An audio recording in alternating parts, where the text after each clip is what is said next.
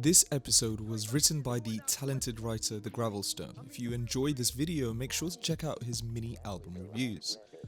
Through the album's second act, Denzel was able to break free from the state of denial plaguing him after his rise to fame. However, this only led to further suffering for Denzel, who fell into a state of deep depression after coming to terms with his reality. And because of this, Denzel never truly shed his black balloons, instead only adding on to them through not resolving his situation. The grey side of the record concluded with Denzel in a darker place than ever before, if you remembered the previous video, with countless black balloons looming large over his head. The album's third act picks up with the results of Denzel's actions throughout the album so far, with his black balloons finally popping and Denzel slipping into complete darkness. The opening track of the album's Dark Side perfectly sets the tone for the rest of the act and sees Denzel rapping from a place of anger, fear and darkness. The song's title makes reference to how through his constant denial, Denzel has allowed his many black balloons to form into the blackest balloons yet, too large for even Denzel to ignore. This black balloon represents the emotional breaking point for Denzel, where he can no longer cope with the amount of darkness in his life, and falls into a state of complete rage and paranoia. He shows this anger and fear in the song's chorus, where he compares his life to a horror movie and says that he feels his dead brother Treon calling to him. One recurring theme of the album's Dark Side is that in his pain, Denzel tries to hold on to his success and pride. He presents this idea in the Blackest Balloon's first verse, where he says that no matter how far he falls, he'll still have his fame and status, which is an interesting way of looking at things. This shows how, with his life in complete ruins, Denzel holds on to petty victories, such as having more money than others and flaunting it. This furthers the complex of denial within Denzel and shows that even though he acknowledges the terrible state he's in, he still hides behind the success. Denzel's second verse shows his anger at the system, which he blames for his depression and rage. He criticizes the use of drugs and clout chasing present within the current hip-hop culture. While Denzel makes note of very serious issues that plague rap artists here, he ignores his own choices that led him to such a dark state. It's apparent that Denzel is still in a similar state of denial as he was on the album's first act, if you remember to the first video. But instead of drowning out the truth with money, he now uses blaming of the culture to suppress his issues. Overall, The Blackest Balloons shows that despite going through the change throughout the album so far, Denzel hasn't really progressed, and this will only further his spiral towards depression. After making reference to the dismal state of rap culture in the last track, Denzel seemingly blamed his personal issues on those of the culture at large. On Perks, Denzel's denial only increases as he chooses to completely disregard confronting his issues in favor of waging an attack on the pill-popping and mumble-rapping seen in today's hip-hop. Denzel's denial is highlighted early on in the first verse, where he seems to say that he only puts his faith within himself with the line, "In me I trust." This also serves as a reference to Denzel's distrust of the government and straying from God, since it mirrors the line "In God we trust" as seen on the back of the United States dollar bills.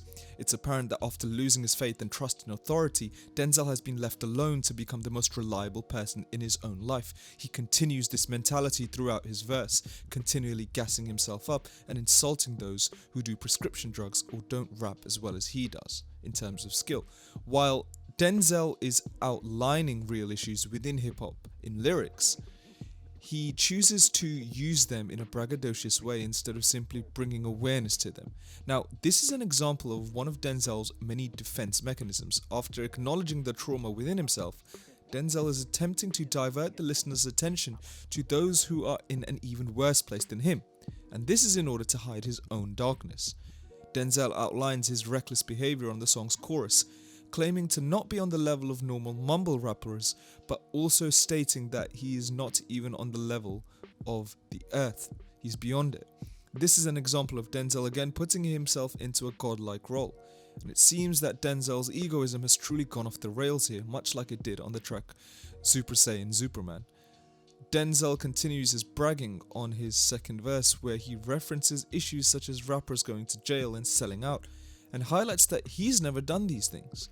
This furthers the idea that Denzel is ignoring ignoring his own problems to focus on the issues of others.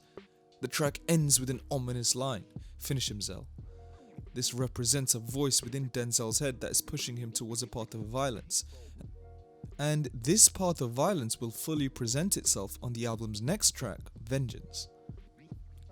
After descending into a path of darkness and perks, Denzel presents the album's darkest song yet, Vengeance. This track details stories of revenge, violence and murder, and enlists the talent of fellow rappers JPEG Mafia and Zillakami to do so. It seems that in his angry condemnation of rap culture, Denzel has lost himself to his rage and projects it towards those who have wronged him here.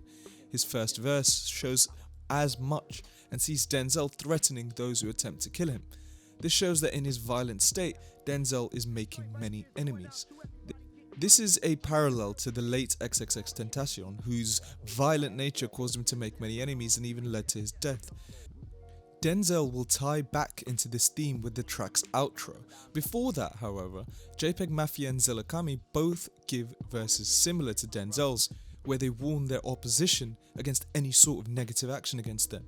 Like Denzel, they reference their own violent behaviour and cement the track as one of complete darkness. Before the track ends, it fades into a hazy jazz-inspired instrumental. This choice of sound possible references the smooth production on the XXXTentacion track Moonlight, which this outro makes reference to. The outro features a short verse from record producer Mickey DeGrand-Forth that outlines the repercussions of a life filled with violence. One of the most telling lines from this outro is, "I can't help but smile as I load the bullet right, so excited can't sit still, gonna catch you in the moonlight." This line references Denzel being excited to reunite with his lost friend X, and saying that he'll do so through the loading of a bullet. This bullet could be a reference to Denzel committing suicide, but also to Denzel shooting at someone and being killed for it. Regardless of what he is referencing here, Denzel seems to be in the state of violence, partly because of the loss of XXX and his inability to cope with it. With the final track of the album, Denzel details the state of life after fully transforming into the black metal terrorist. He shows his violent nature as well as his desire for death in this song, beginning his first verse saying, "Back, and I'm dark and mysterious, laughing away till I do something serious."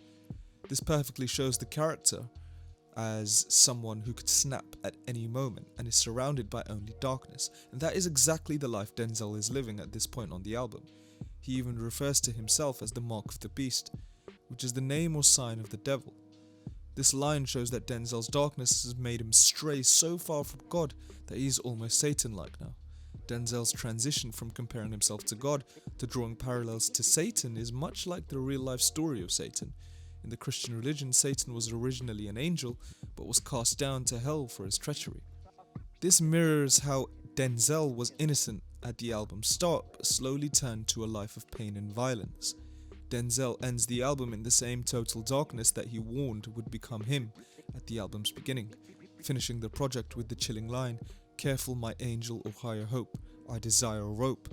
I'm gonna live by my confidence, I'm gonna die by my arrogance. Heaven and hell is irrelevant, I be the black metal terrorist." This line sees the album conclude with Denzel contemplating suicide and being torn apart by his way of life. This isn't a happy ending or a hope for a better future. Rather, it's exactly what Denzel promised, a complete transformation into the black metal terrorist. Taboo overall then proved itself to be just what Denzel made it out to be, a slow and terrifying dive into the traumas and pains that can cause an innocent man to become a monster. The album concluded with all hope seemingly lost for Denzel. However, the creation of Taboo allowed for Denzel to explore the darkness he was hurtling towards, and also expel some of the negative energy surrounding him at the time of the album's release. This has allowed Denzel to advance within his life, and less than 1 year after the release of his darkest work yet, Denzel created what may be his lightest, Zoo. Zoo served as a celebration where Denzel came from and a far cry from the chaos of Taboo. It seems that regardless of the darkness that ended Taboo, Denzel was able to push past his issues and show love for the many things that he still has. This album represents what may be the darkest phase of Denzel's young career, but through the dark tunnel of Taboo, Denzel was able to push past his many issues to find a spark of hope in this chaotic world.